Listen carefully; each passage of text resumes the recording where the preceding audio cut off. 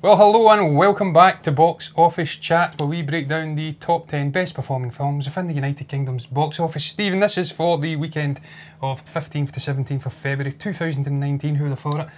What have we got at number one? I think it's the same. It is the same, John, and it's second week. It's the Lego Movie 2, the second part, simply called the second part, and it's grossed £2.5 million over the weekend, overall grossing £7.4 million. I've still not seen this film, John. It's one of two films I've not seen in this week's top 10 of the box office, Stephen, just two. Yeah, desperate to see it.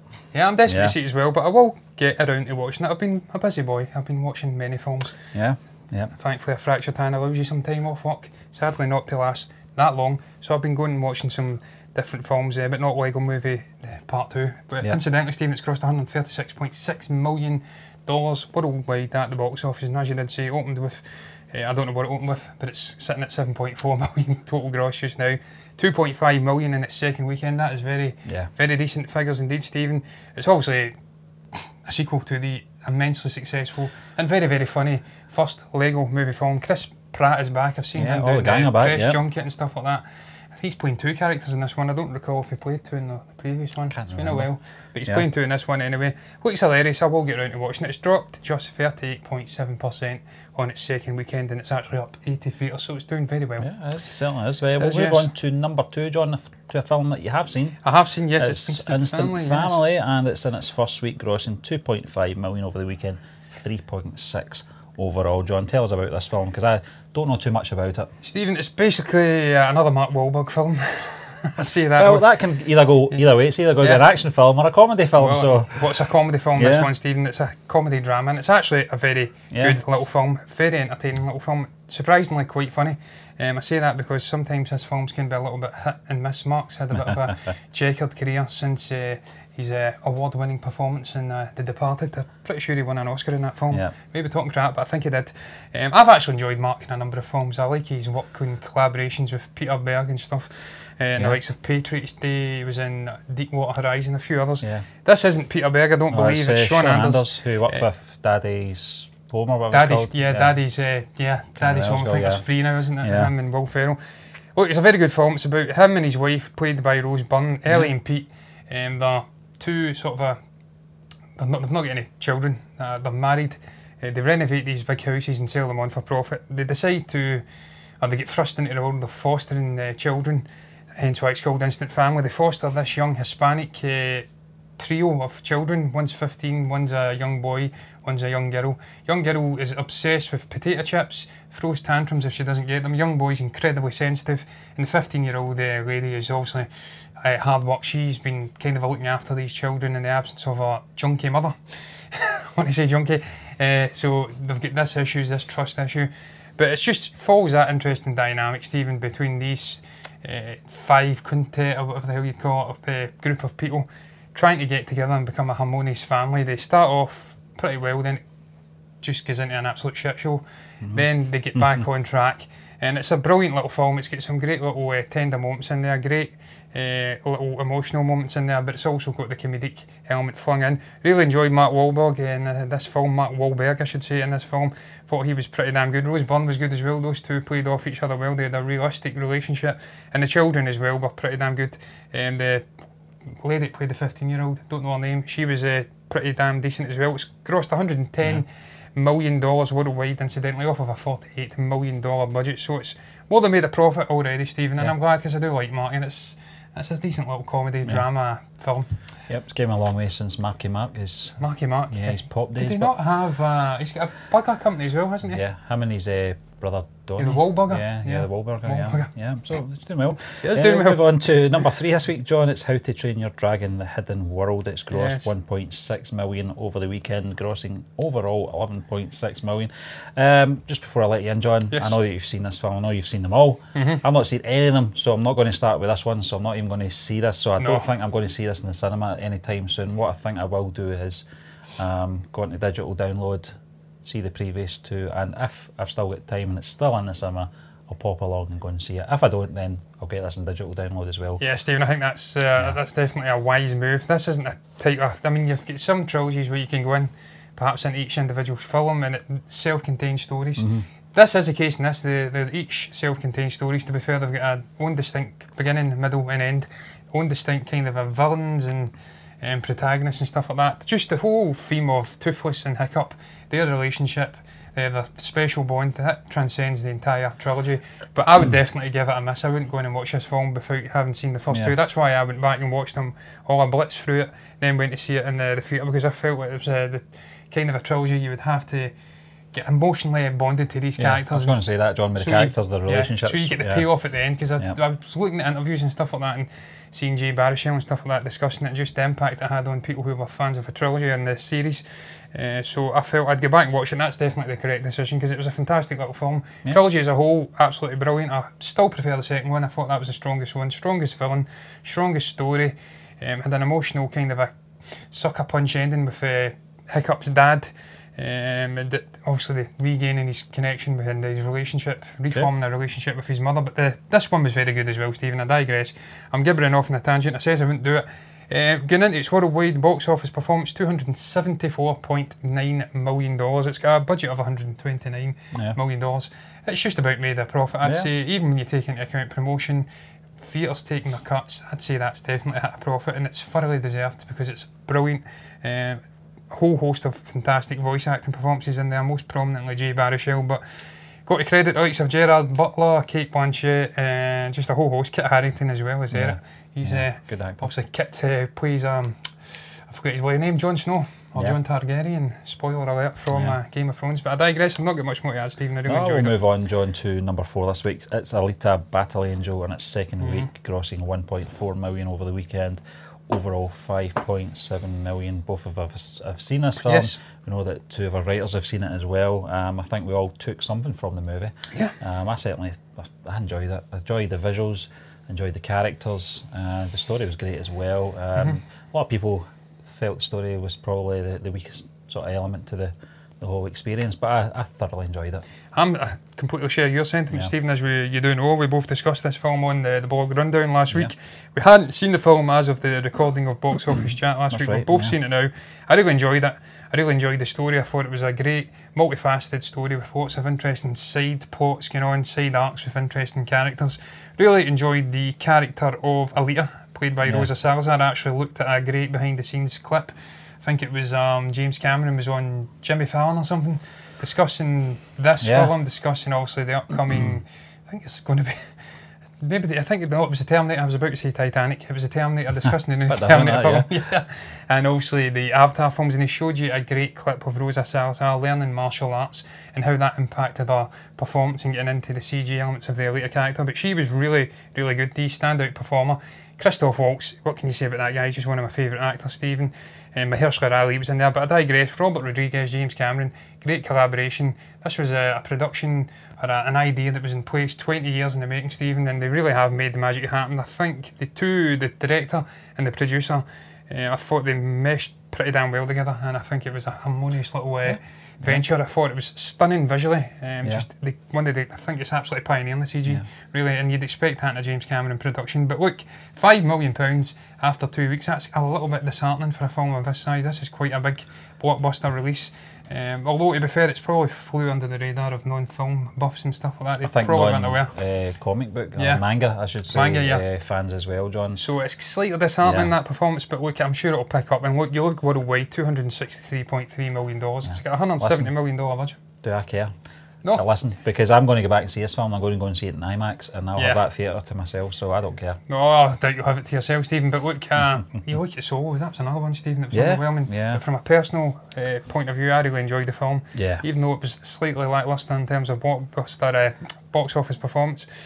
In the United Kingdom, anyway, I didn't give a damn. And look, it's going to make its money back, so I'm giving an absolute crap, Stephen, and I will move on to the next film on that note, which is a Green Book, I do believe. That's his number 5, sorry. Number 5, It's grossed another £800,000 at the weekend, taking its total gross to £5.2 million. 3 weeks in, Stephen. That's, of course, the fantastic Mahershala Ali, Viggo Mortensen film. It's about a true story about this young, black, incredibly talented, cultured man, Dr. Don Shirley, meeting up with I always forget his name.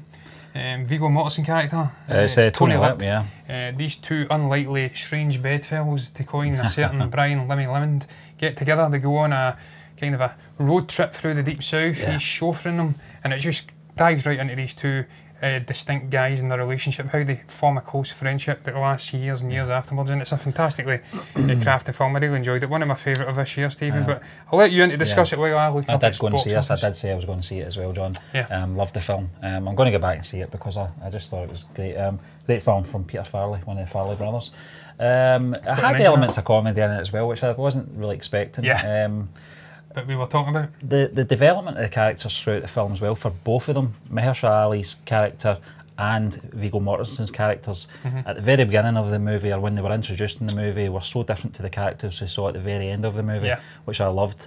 Their interactions throughout the movie was a learning experience for both of them, from both of their upbringings, their their characters. That moment as well, where what's his name again? Dr. Don Shelley. He storms out the car. I thought that was a really heart-wrenching moment, where he was stuck in between two classes, basically.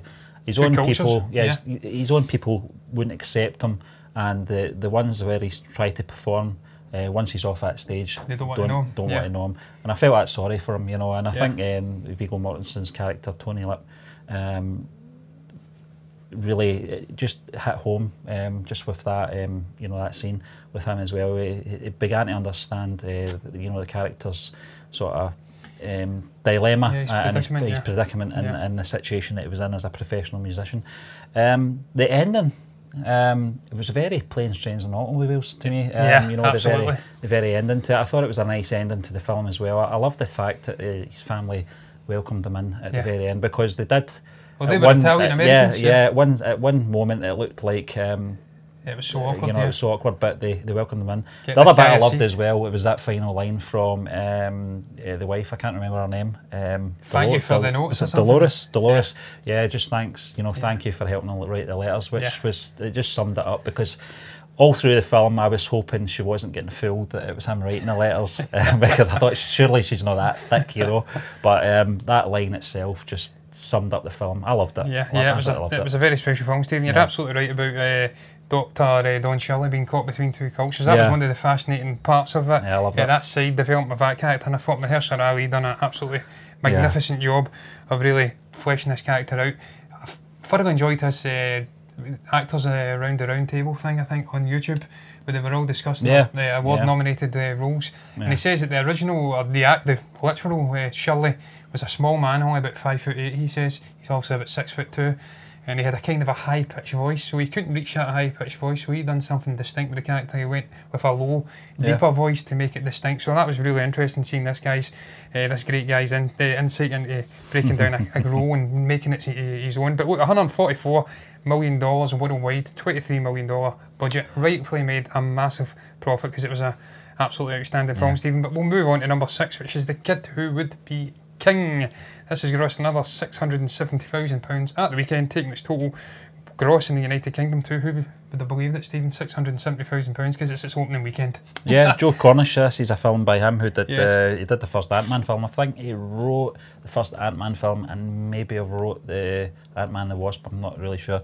This is about a band of kids who embark on an epic quest to thwart a medieval menace. I don't know too much about this film, John. It looks like a King Arthur story. With kids, rejigging modern sort of a take on the classic King Arthur story, because obviously it's not this poster we've got on IMDb in front of me, Stephen, but one of the posters is also one of the young kids with a sword at his back. So, and again, you're seeing the knights there with the sword, so it's it's a kid who would be king, the man who would be king, King Arthur. I'm sure it'll have Merlin and stuff. 6.3 out of 10 on IMDb as well, John. It's getting above average rating, so it's doing okay. It's not too bad. Good director as well. Young Merlin, Stephen. Merlin's in there, so Angus Imrie.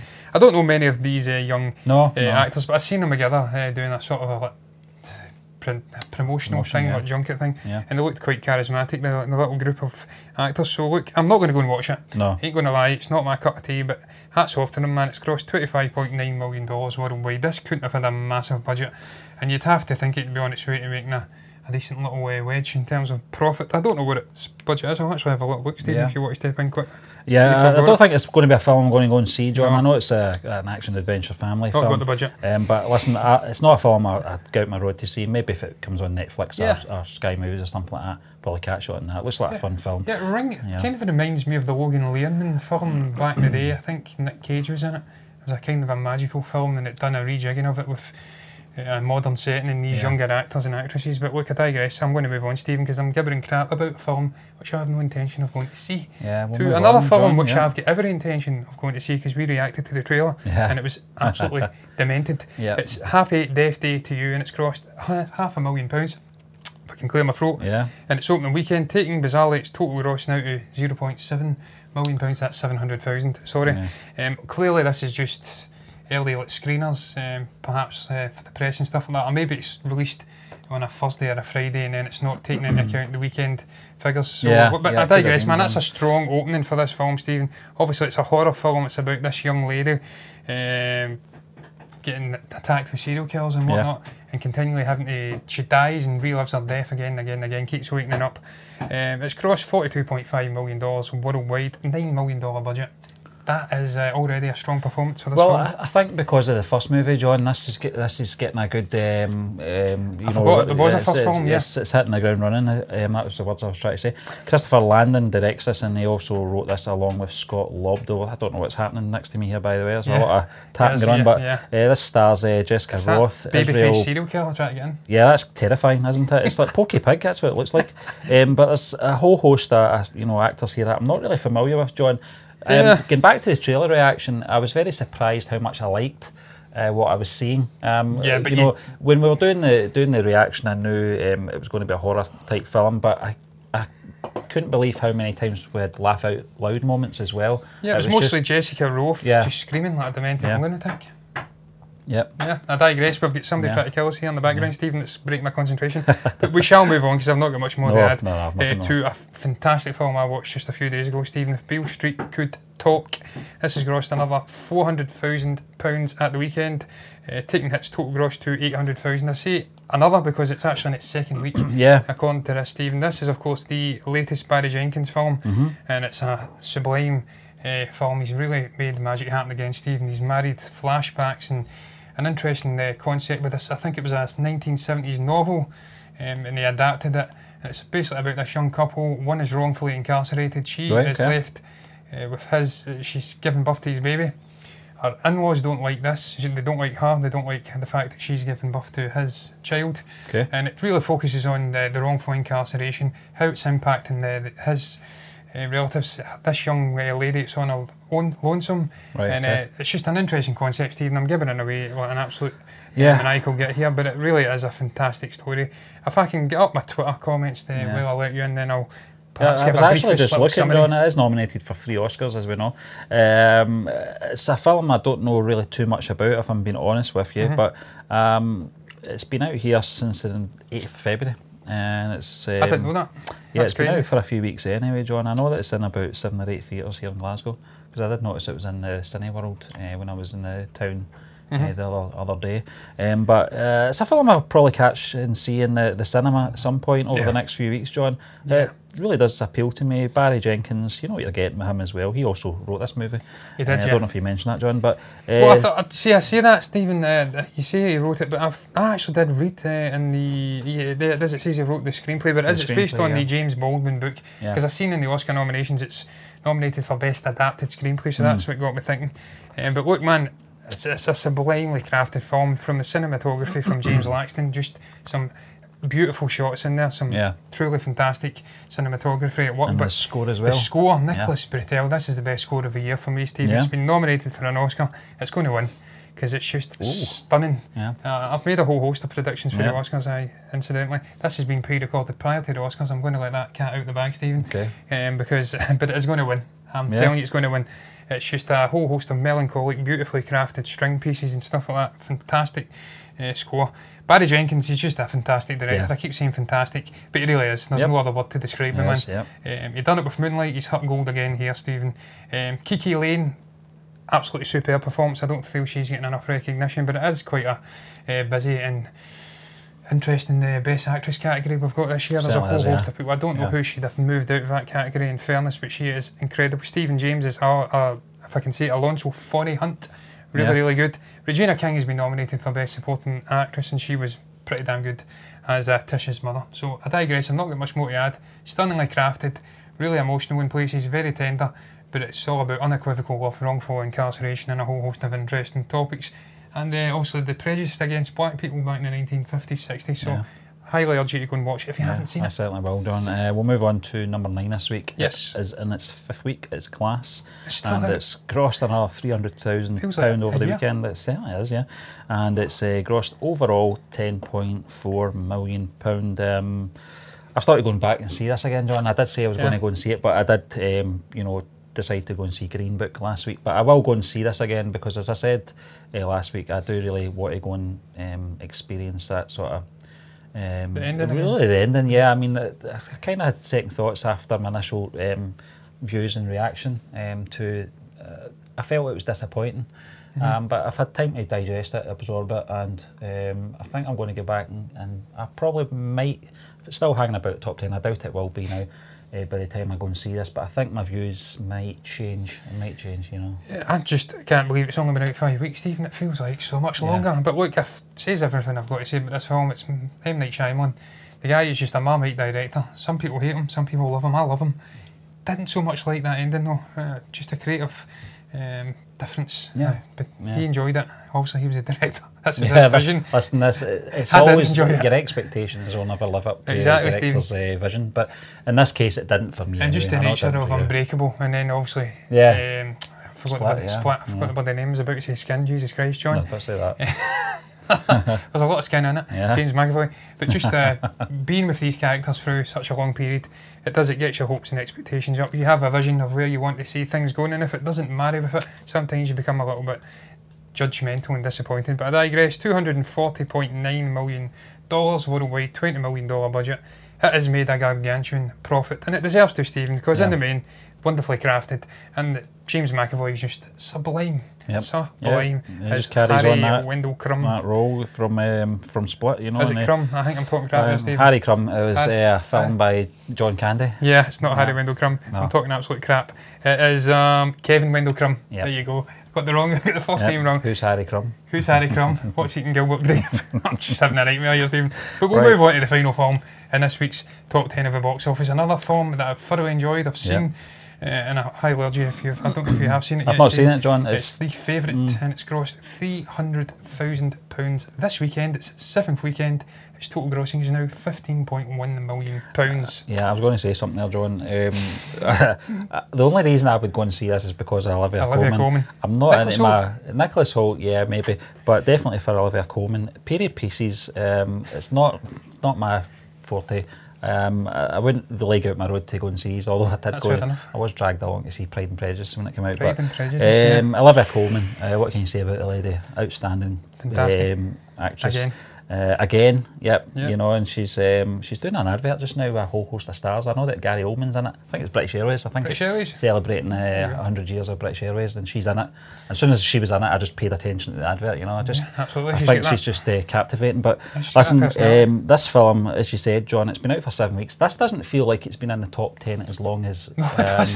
As long as Glass, and it's been in it 2 weeks longer. Yeah, it's bizarre. It feels as though it's only been 3 weeks, Stephen. It's strange. But look, Yorgos Lanthimos, absolutely stunningly crafted film again. I says it for if Beale Street could talk, and it's much the same here, Stephen. Olivia Colman, incredible. I don't think she's going to win the Oscar.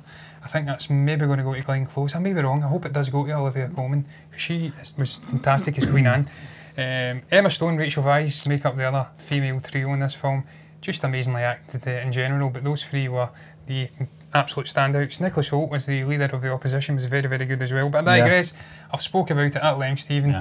As a whole, as a production as a whole, I thought it was just beautifully put together. The score was very intriguing. The way it was structured with acts was very intriguing. The costume design, the set design, everything, the cinematography, the acting, the direction, the writing, it was just a beautifully crafted period piece. and it's thoroughly deserving of its box office performance. I don't know if I mentioned its worldwide performance. It's $83.2 million. Don't know the production budget, but it couldn't have been cheap, but it wouldn't have been dear either. No, so I'm going to end on that note, Stephen. Did you enjoy this week's episode of Box Office Chat? If you did, like the video, comment below and tell us your thoughts, and subscribe to the channel. We'll be back tomorrow with Movie Burner News.